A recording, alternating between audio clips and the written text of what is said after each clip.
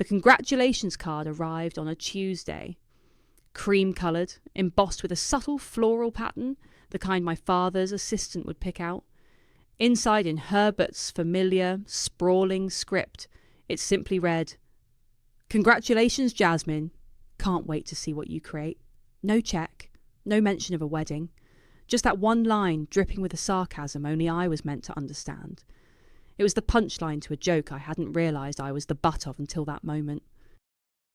My name is Jasmine, and I'm 29. For as long as I could remember, my father, Herbert Thornton, now 62, had made the same promise to his 3 daughters. $1 million for each of your weddings, a proper start to your new lives. It wasn't just money. It was a public declaration of his affection, a symbol of his legacy, and frankly, a massive point of pride for him. He loved grand gestures, especially when they involved large sums and an audience.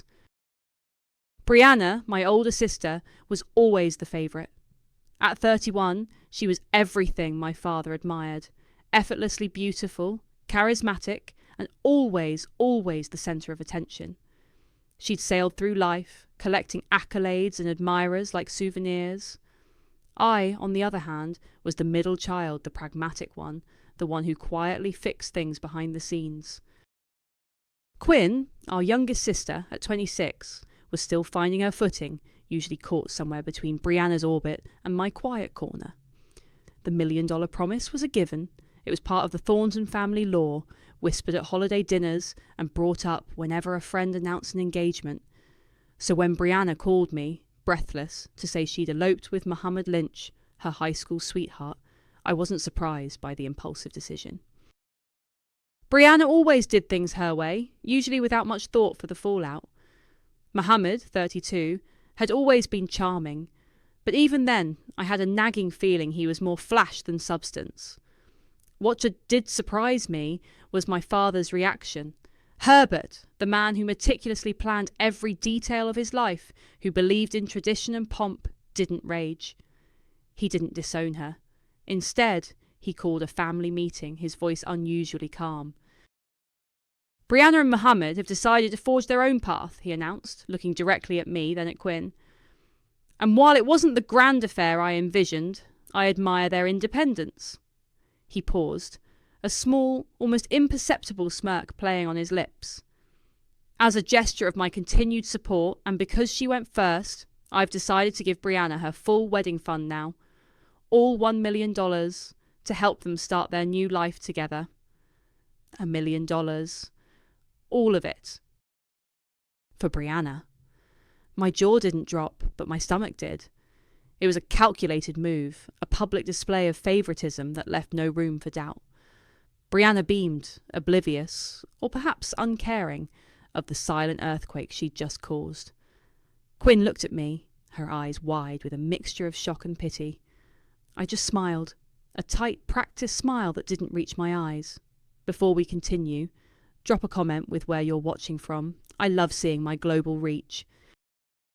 A few weeks later, my own engagement to Nathan Peters, 34, became official.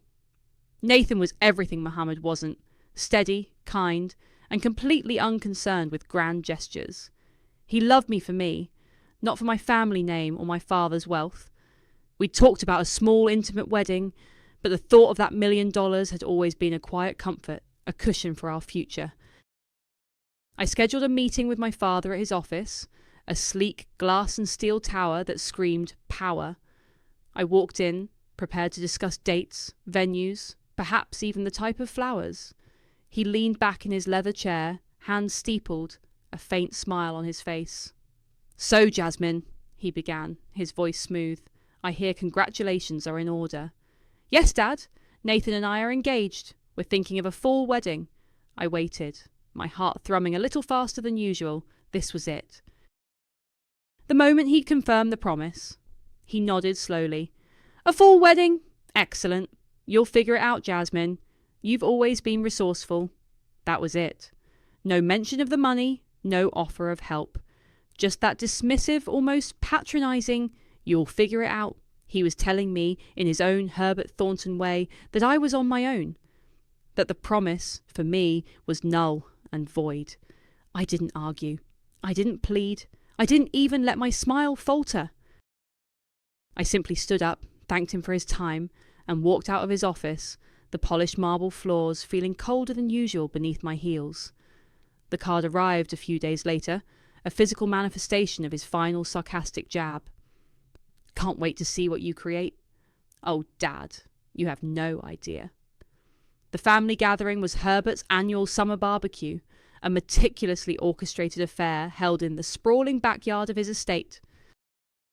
Every year, it was the same cast of characters, distant cousins, business associates, and the immediate family, all orbiting Herbert like planets around a sun. I'd arrived with Nathan, who, bless his heart, always managed to look comfortable, even in the most uncomfortable social situations. He was chatting with Quinn by the grill while I was doing my usual rounds, offering polite smiles and deflecting questions about wedding plans. So Jasmine, any dates set yet? Aunt Carol, my mother's sister, chirped, her eyes bright with expectation. She loved a good wedding. Not yet, Aunt Carol, I replied, my practiced smile firmly in place, still figuring out the details. The details being, of course, how to pull off a wedding without $1 million head start. Just then, a hush fell over the crowd near the entrance. Heads turned. Even Herbert, mid-conversation with the senator, paused. Standing there, framed by the archway leading from the driveway, was Sylvia Price, my mother's estranged sister. At 55, Aunt Sylvia was a force of nature, all sharp angles and even sharper wit, dressed in a tailored linen suit that looked far more expensive than anything anyone else was wearing. She was the family's black sheep, having famously told Herbert exactly what she thought of his business practices decades ago, leading to a permanent rift. Her presence here was unheard of. She scanned the crowd, her gaze landing on me. A slow, knowing smile spread across her face. She walked directly towards me, bypassing Herbert's stunned expression entirely. "Jasmine," she said, her voice a low, gravelly alto, pulling me into a surprisingly warm hug. "You look well. And congratulations on the engagement," I heard. She winked, and I knew she meant she'd heard everything. "Aunt Sylvia," I managed, genuinely surprised. "It's good to see you." Herbert, having recovered, strode over, his face a mask of forced cordiality. "Sylvia, what a surprise." "Herbert," she replied, her tone perfectly neutral, a subtle challenge in her eyes. "Just thought I'd drop by and congratulate my niece. Family, you know." She put an arm around my shoulder, a clear statement of allegiance. Herbert's jaw tightened, but he said nothing, turning away to resume his conversation with the senator, though I noticed him casting furtive glances our way. Sylvia steered me away from the main group, towards a quiet corner near the rose garden. "So," she began, her voice dropping, "your father's little performance, did it sting?" I looked at her, truly looked at her. She wasn't pitying me, she was assessing. "It stung," I admitted, my voice barely a whisper. "But it also clarified things," she nodded, a flicker of approval in her eyes. "Good. Because I've been following your little blog, Jasmine, the one you keep tucked away, writing about women in business, the challenges, the opportunities." "My Loki blog? The one I thought no one read?" I felt a blush creep up my neck. "It's just a hobby," I mumbled. "A hobby that's smarter than most people's careers," she retorted. "You have a mind for this, Jasmine. A real understanding of what it takes to build something meaningful, not just inherit it." She paused, her gaze intense. "I'm looking to invest in something legacy-defining, something that actually matters, not just another one of Herbert's vanity projects." My mind raced. The wedding, the $1 million that wasn't mine, the sarcastic card, my father's dismissal. A wedding, no matter how beautiful, felt small now, insignificant, a mere footnote in someone else's story. But building something, that was different. That was mine. "I'm not planning a formal wedding, Aunt Sylvia," I said, the words surprising even myself. "Not anymore. Nathan and I will do something simple, but I have an idea, something bigger." She raised an eyebrow, a hint of a smile playing on her lips. "Tell me." I took a deep breath, the words tumbling out. "A female founder's incubator. A space, a community, seed funding, mentorship. For women who are overlooked, underestimated. Like me. We'd give them the resources, the network, the capital to build their own empires, disrupt industries, not just a handout, but a launchpad. Sylvia listened, her expression unreadable until I finished. Then she reached into her designer handbag and pulled out a checkbook. She scribbled quickly, tore out the check, and handed it to me. The amount made my breath catch. It was more than my father's promised $1 million. "This is seed funding," she said, her eyes twinkling. "But that's not all." She then pulled out a set of old, ornate keys heavy in my palm. "This is for a building I own downtown. It's been sitting empty for years. A bit of a fixer-upper, but it's got good bones. And it's in a prime location." She paused, her gaze unwavering. "Start building, Jasmine. We'll talk ROI later." I stared at the check, then at the keys. It wasn't just money, it was belief. A silent challenge. My father had given Brianna $1 million to celebrate her life. Sylvia had given me more, not for a wedding, but to build a new one. This wasn't just about making money. This was about making a statement. A very loud, very public statement. Nathan and I didn't wait long. A week after Sylvia handed me the check and the keys, we stood in a small, unassuming room at City Hall. There were no flowers, no fancy dresses, no guest list beyond the absolute essentials. Just Nathan, looking handsome and slightly bewildered in his best suit, and me in a simple cream dress I'd bought off the rack.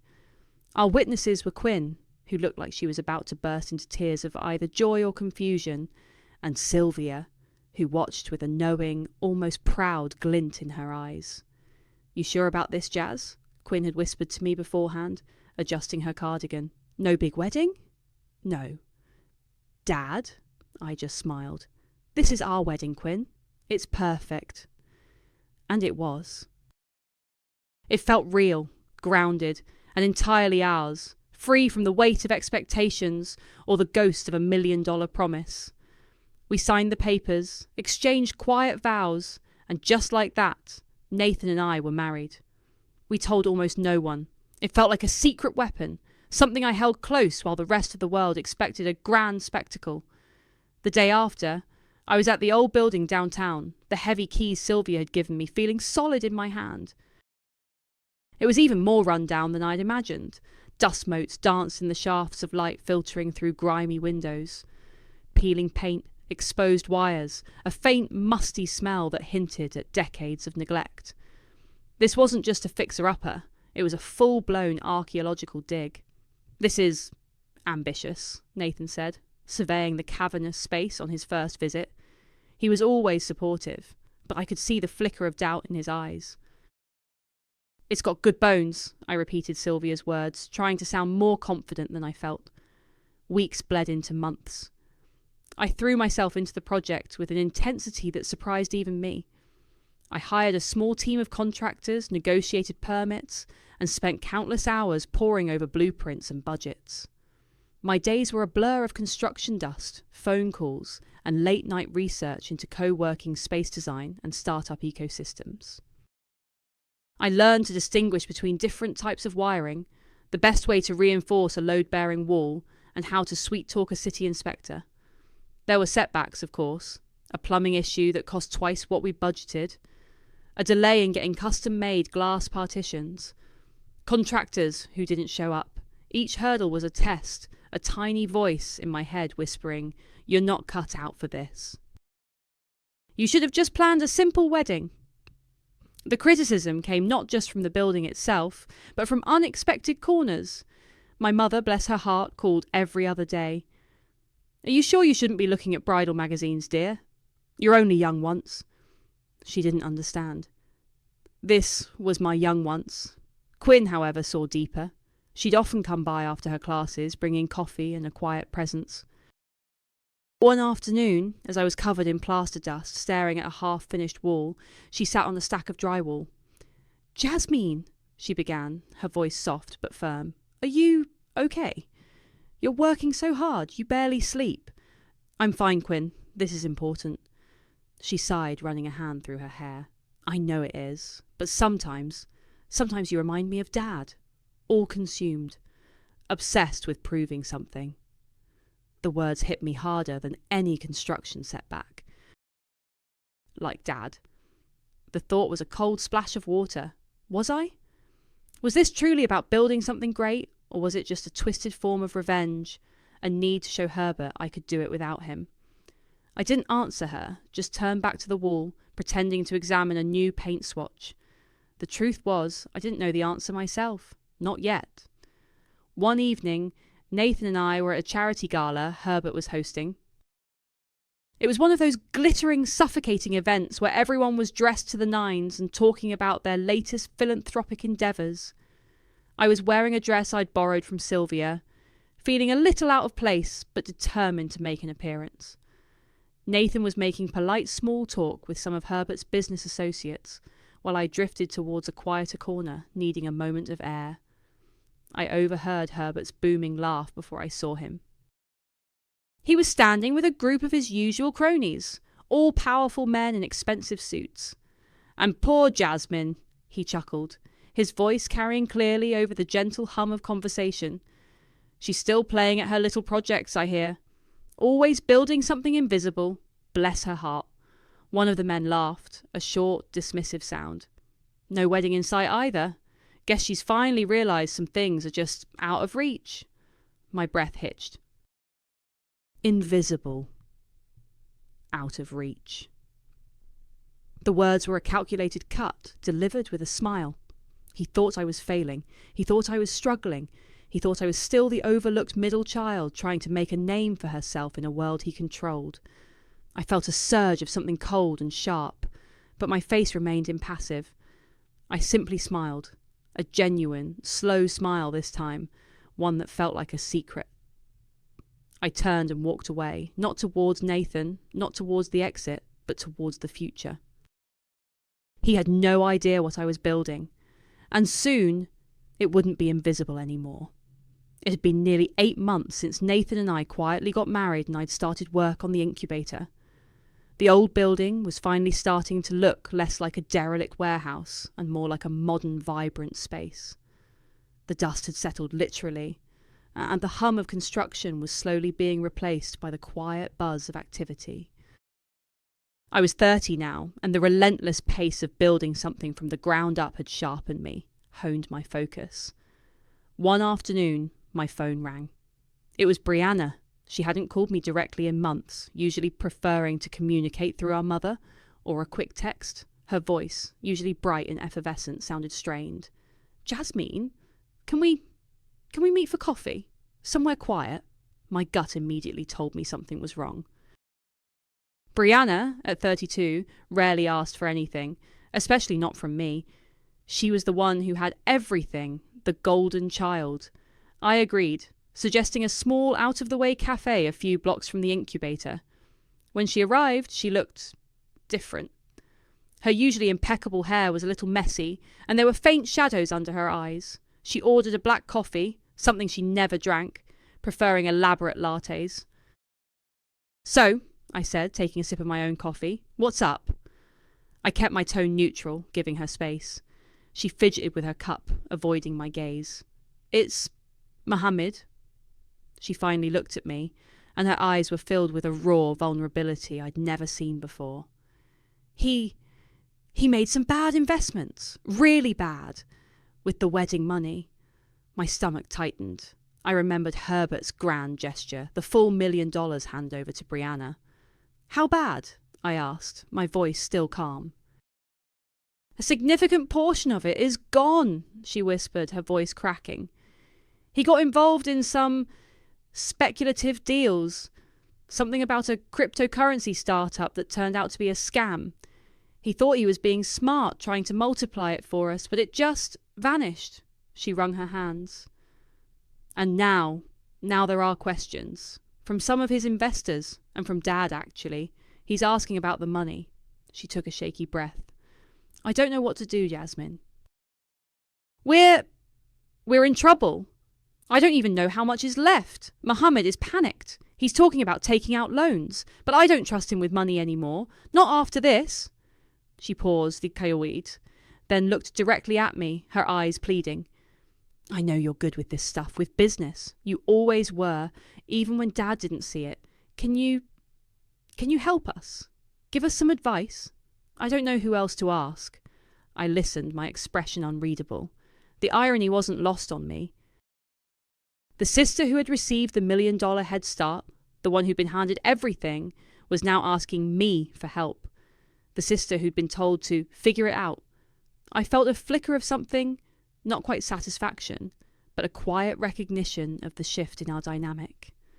I'm sorry to hear that, Brianna, I said, my voice soft. That sounds incredibly stressful. I offered her a refill on her coffee. I listened for another 20 minutes as she detailed Mohammed's recklessness, her own fear, and the looming shadow of Herbert's disapproval. I nodded, made sympathetic noises, but I gave no advice, no solutions, just a quiet, empathetic ear. It wasn't a refusal, not overtly. It was just silence. Meanwhile, my own world was buzzing. The female founders incubator, which I'd quietly named Heritage, was gaining traction. We'd completed the renovations, filled the space with state-of-the-art equipment, and launched our application process. The response had been overwhelming. Dozens of brilliant, ambitious women had applied, their ideas ranging from sustainable tech to innovative healthcare solutions. We'd selected our first cohort, and the energy in the building was palpable. The soft launch event, a small invite-only open house for potential mentors and early investors, had gone even better than I'd hoped. Sylvia had pulled strings, and a few influential people showed up. Among them was Dustin Williamson, a prominent tech journalist, 40, known for his sharp insights and no-nonsense reporting. He'd spent hours talking to the founders, taking notes, and asking me pointed questions about my vision. A week later, his article dropped. It wasn't a full exposé, but a glowing feature in a major online tech publication. Heritage, a new dawn for female entrepreneurship. It highlighted our unique model, the calibre of our first cohort, and subtly hinted at the quiet ambition behind it all. My name was prominently featured. The article sent ripples. My phone started ringing with inquiries from investors, potential partners, and even more aspiring founders. The quiet, invisible building was becoming visible. Then the email landed in my inbox, formal, professional, from my father's executive assistant. Subject: Invitation, Legacy Summit Presentation Opportunity. Dear Ms. Thornton, Mr. Herbert Thornton would like to extend a personal invitation for you to present at the upcoming annual Legacy Summit hosted by Thornton Holdings. We have been following the promising developments at Heritage and believe your innovative approach aligns perfectly with the summit's theme of future-forward leadership. Please let us know your availability to discuss this opportunity further. Sincerely, Basita, assistant's name. I stared at the screen, a slow, incredulous laugh bubbling up from deep inside me. Legacy Summit, future-forward leadership. The same man who dismissed my efforts as invisible and out of reach was now inviting me to present at his prestigious event. He was asking what I was up to. I leaned back in my chair, the laughter turning into a quiet, satisfied smile. I typed out a polite, brief reply. Dear assistant's name. Thank you for the invitation. Unfortunately, my schedule is fully committed with the launch of Heritage. I will have to decline this opportunity. Sincerely, Jasmine Thornton. I hit send. The silence in my office was deafening and utterly perfect. The buzz around Heritage was growing, fueled by Dustin Williamson's article and the genuine success stories emerging from our first cohort. We were preparing for a major launch event, something that would officially put us on the map. It needed to be impactful, memorable, and most importantly, disruptive. I wanted it to be a statement, not just a celebration. One evening, I was hunched over the design proofs for the invitations, meticulously choosing fonts and paper stock. Nathan walked in, carrying 2 mugs of tea. He sat opposite me, watching my focused intensity. You know, he said, his voice gentle, these look an awful lot like wedding invitations. I looked up, a small smile playing on my lips. The design was elegant, classic, with a hint of modern flair, the kind of invitation that usually announced a significant life event. Do they? I asked innocently. He took a sip of his tea. Yes, they do.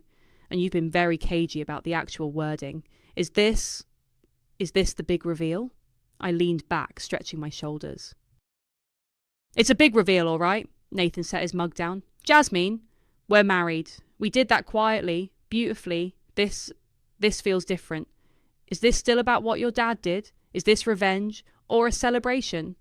His voice was laced with concern, not judgment. He knew me better than anyone. He knew the quiet burn that fueled me. I met his gaze.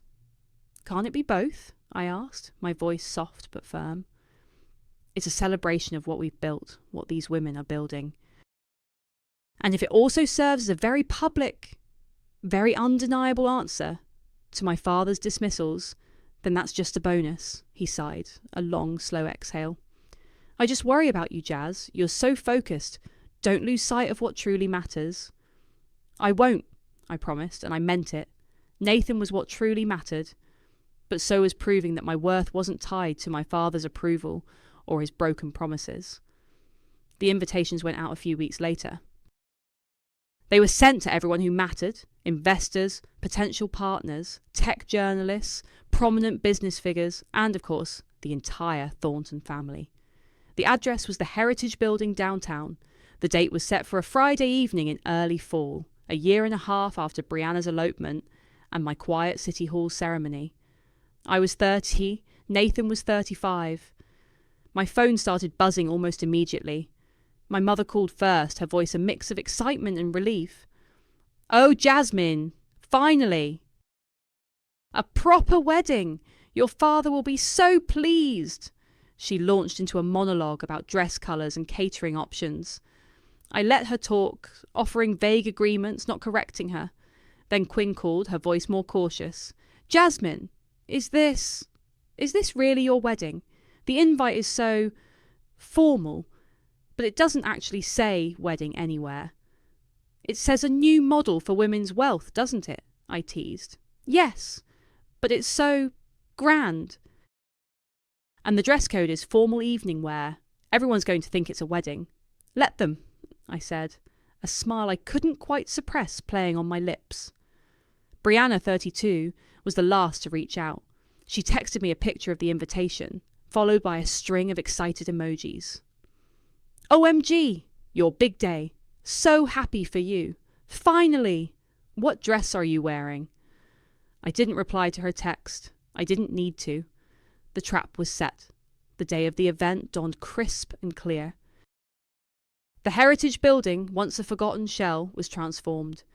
The ground floor, our main event space, shimmered under elegant lighting. Flowers, real ones this time. A subtle nod to the irony adorned every surface. The air hummed with anticipation. My team, a diverse group of brilliant women I'd handpicked, moved with quiet efficiency, making sure every detail was perfect. I stood by the entrance, dressed in a sleek, custom-made gown that was more power suit than wedding dress, a quiet statement in itself. Nathan was by my side, looking handsome and supportive, as always. Sylvia, radiant in a sapphire blue gown, gave me a proud nod. The first guests started arriving, dressed in their finest evening wear, and then the Thornton family.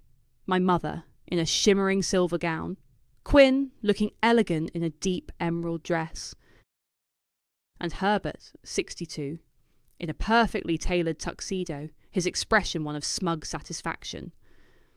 Brianna, 32, arrived on the arm of a somewhat subdued Mohammed, 33, both of them dressed as if they were attending the most exclusive wedding of the year.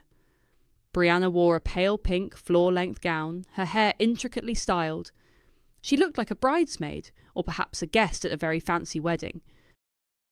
They greeted me with congratulations, their faces beaming, ready for the spectacle of a traditional Thornton wedding. My mother even tried to give me a hug, whispering, "You look beautiful, darling, just like a bride." I just smiled, a cool, unreadable smile. Then the doors to the main hall opened. The guests, including my family, walked in, their smiles slowly fading as they took in the scene. The stage wasn't adorned with an altar, but with a massive LED screen displaying the Heritage logo. The tables weren't set for a wedding banquet, but for networking and presentations. And the programs they were handed weren't wedding programs. The front cover, in elegant script, read, Heritage, a new model for women's wealth. Product launch gala. A collective gasp rippled through the room. My mother's hand flew to her mouth. Brianna's face, moments ago beaming, went utterly blank. Herbert's smug expression dissolved into a mask of disbelief, then dawning fury. The trap had sprung. And they had all walked right into it. The silence in the main hall was thick, heavy with the weight of shattered expectations. My mother's hand was still pressed to her mouth, her eyes darting between me and the Heritage logo on the screen. Quinn looked mortified, but also, I thought, a little impressed. Brianna's face was a study in shock, her pale pink gown suddenly looking ridiculous in the context of a tech launch. Mohammed, 33, beside her, seemed to shrink, his usual swagger replaced by a nervous fidgeting. Herbert, 62, was the first to recover. His face, usually so composed, was a mask of barely suppressed rage.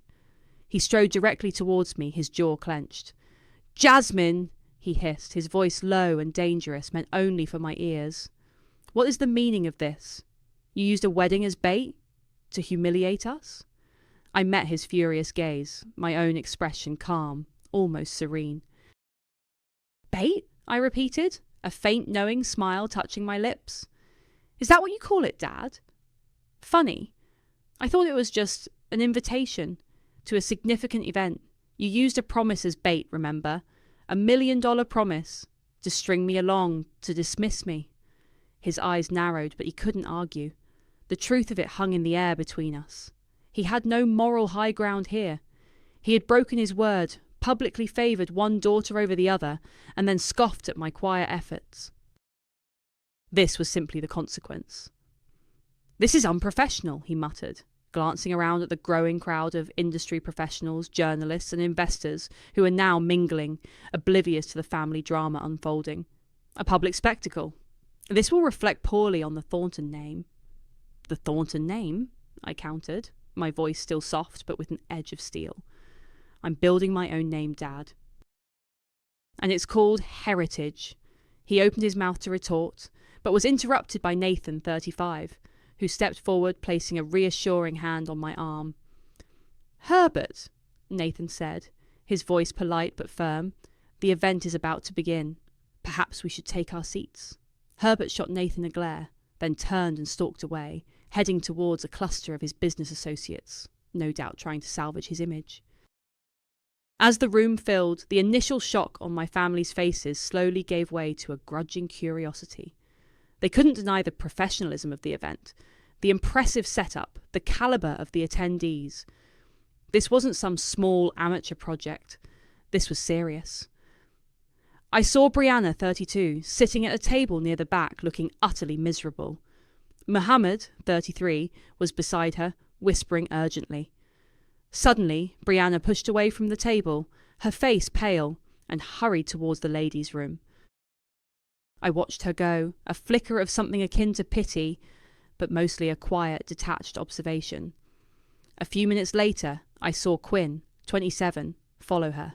When Quinn returned, her expression was grim. She walked directly to me. "Jasmine," she whispered, her voice tight. "Brianna's in the bathroom. She's a mess. Mohammed's being investigated for fraud, not just by Dad, but by actual authorities.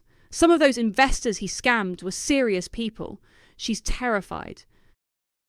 She thinks he's going to jail and she'll lose everything." My heart didn't exactly break, but it certainly didn't leap with joy either. This wasn't the kind of karma I'd envisioned. This was real life, messy and painful. Brianna, for all her flaws, was still my sister, and Mohammed, for all his charming recklessness, was still her husband. "What did you say to her?" I asked Quinn. "I just listened," Quinn replied, echoing my own earlier actions. "She's scared, Jasmine, really scared. She kept saying, "Yeh, what am I going to do? What am I going to tell Dad?" The irony was almost too much to bear. Brianna, who had always relied on Herbert's protection and wealth, was now facing a crisis that even $1 million couldn't fix. And she was turning to me, the sister she'd always overshadowed, for answers. Just as the lights dimmed, signalling the start of the presentations, my phone vibrated. It was a notification from a news alert app I followed. The headline flashed across my screen. "The daughter who outbuilt her father, meet Jasmine Thornton." By Dustin Williamson. My eyes widened. Dustin, he'd published it, during the event. A viral expose, no less. He hadn't just written a feature, he'd dropped a bombshell. The article wasn't just about heritage. It was a thinly veiled narrative about my family, my father's broken promise, and my quiet strategic rise. It didn't explicitly name Herbert, but it didn't have to. Anyone in our circle would know exactly who it was about. I looked up at the stage where the first founder was about to begin her pitch. Then I glanced at the back of the room where Herbert was still talking animatedly, oblivious, and at Brianna, who was slowly re-entering the hall, her eyes red-rimmed. The show was about to begin, and the world was watching. The gala was in full swing. The first few founders had delivered their pitches, their passion and innovation filling the room. The energy was electric, a stark contrast to the simmering tension at my family's table. I could feel Herbert's eyes on me, heavy with a mixture of anger and confusion. Brianna, 32, sat slumped, her face pale, occasionally wiping at her eyes.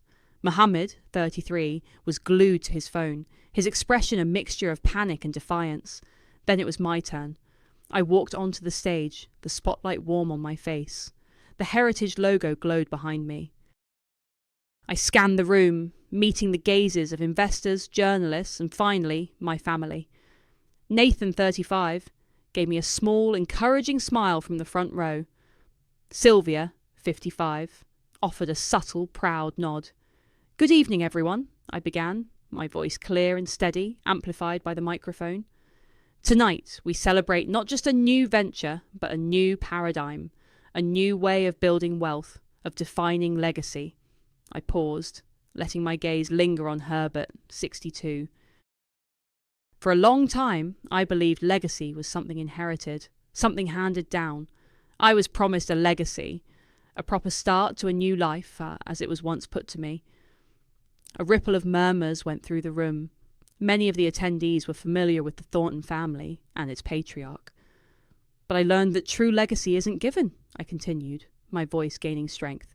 "It's built, brick by brick, idea by idea, by those who are often overlooked, underestimated, and told they'll just have to figure it out." My eyes locked with Herbert's. His face was a thundercloud. "I was told I was resourceful," I said, a faint, almost imperceptible tremor in my voice, a ghost of the hurt I'd felt. "And I am. Resourceful enough to turn a broken promise into a foundation, resourceful enough to build a space where other women, equally resourceful, can thrive. Women who don't need a handout, but a launch pad. Women who are building something visible, something lasting, without anyone's approval." My words were a direct shot, aimed squarely at Herbert. He shifted in his seat, his face darkening. I saw him glance at his watch, then at the exit. "Heritage isn't just a co-working space or an incubator," I declared, my voice resonating with conviction. "It's a statement. It's proof that innovation doesn't need old money or inherited privilege. It needs vision, grit, and a belief in the power of those who refuse to be invisible." I talked about the founders, their groundbreaking ideas, the impact they were already making. I spoke about our mission to disrupt industries, to create a new model for success. The audience was captivated, the applause was building. Halfway through my keynote, Herbert stood up abruptly. His chair scraped against the floor, a harsh sound in the otherwise attentive room. He didn't look at me. He didn't look at anyone. He just turned and stormed out of the hall, his back stiff with indignation. A few heads turned, but most people were too engrossed in my speech, or perhaps too polite to make a scene. I didn't falter. I didn't even acknowledge his departure. My gaze swept over the remaining audience, landing on Brianna. She was still seated, her shoulders shaking. She wasn't looking at me, but down at her hands, tears silently streaming down her face.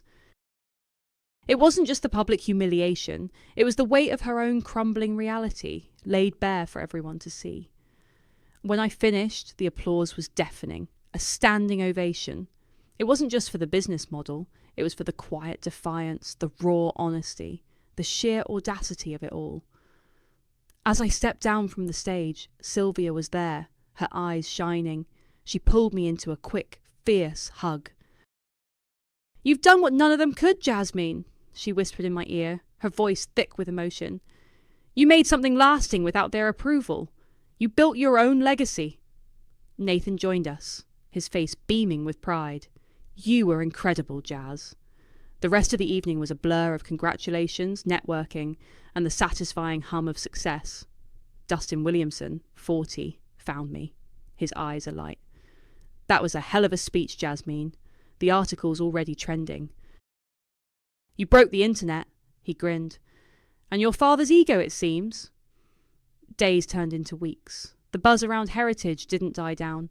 Applications poured in, investors called, the media clamoured for interviews. My father's name, once synonymous with power and influence, was now being subtly overshadowed by mine. Then, an email landed in my inbox. It was from Brianna. Subject: Heritage Consultant Application. Dear Jasmine, following the incredible success of the Heritage launch, I've been so inspired by what you're building. With my background in, redacted, likely marketing PR from her conventional career, I believe I could be a valuable asset to your team, particularly in client relations or strategic partnerships. I've attached my resume and would be grateful for the opportunity to discuss how I could contribute to Heritage's mission. Sincerely, Brianna Thornton. I stared at the email, a familiar quiet smile spreading across my face. Brianna, the golden child, who once had everything, was now applying for a job with me. The irony was exquisite. I opened a new email, typed a polite, professional reply, and hit send. Dear Brianna, thank you for your interest in Heritage. We appreciate you considering us. At this time, we are not looking to expand our team in the areas you've highlighted. We wish you the best in your job search. Sincerely, Jasmine Thornton. It wasn't a furious rejection. It wasn't a public shaming. It was just a quiet, firm, professional no. The kind of no that carried the weight of years of being overlooked. The kind of no that was the ultimate permanent burn. The months following the Heritage launch gala were a whirlwind. The viral article by Dustin Williamson, 40, had truly put us on the map. Investors who had previously dismissed my pitches were now calling, eager to get in on the ground floor. Our second cohort of founders was even more impressive than the first, and their early successes were generating even more buzz. Heritage wasn't just a startup, it was becoming a movement. The impact on Herbert's world was undeniable. His firm, Thornton Holdings, known for its traditional, male-dominated investment strategies, started to feel the subtle shift in the market. Several high-profile female clients, particularly those in the tech and innovation sectors, discreetly moved their portfolios. Some openly cited Heritage's success and my public stance on supporting women in business as their reason. It wasn't a sudden collapse, but a slow, steady erosion of his credibility among his peers, especially those who valued forward-thinking leadership. He was still Herbert Thornton, powerful and wealthy, but the shine on his legacy was undeniably dulling. I used a significant portion of my initial profits, along with Sylvia's continued guidance, to do something deeply personal. My mother had always dreamed of a small, modern home, something with a garden and plenty of light.